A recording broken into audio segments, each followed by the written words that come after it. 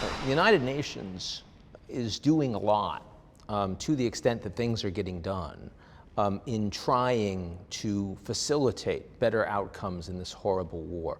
What's the additional support, resources, architecture, institutions that the UN needs to be more effective at these kinds of roles going forward, not just around Russia and Ukraine, but around the world?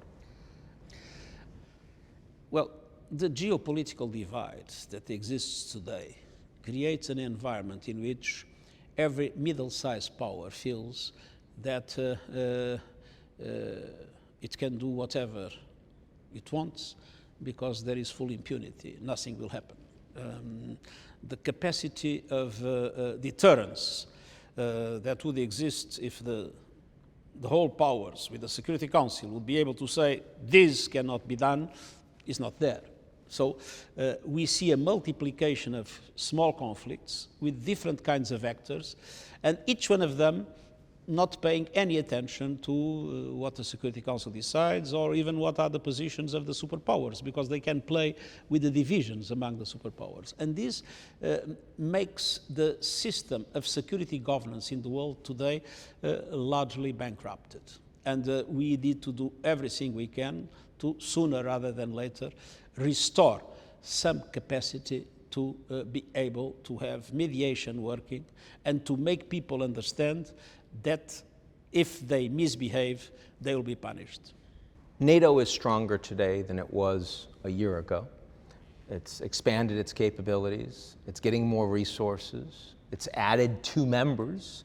They have to be ratified. Also, in the last summit, you had the Japanese, the South Koreans showing up in Madrid at the head of state level.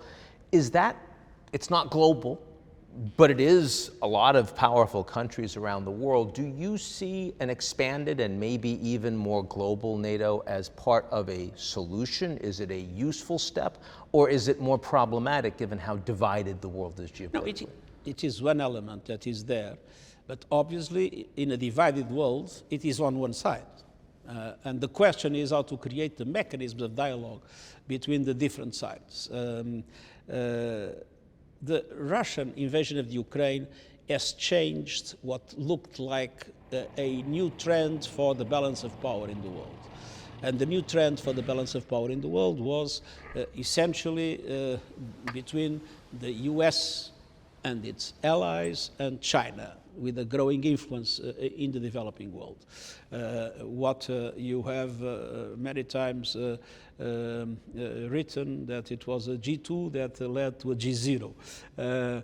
Now, Russia has shaken this because it's not entirely clear that Russia and China represent the same kind of approach to the world problems. But at the same time, the dialogue between China and the US has always been completely undermined. So in the present situation, we are witnessing an increase in division and not a reduction of division. And the fact NATO is stronger doesn't mean that the divide has been reduced.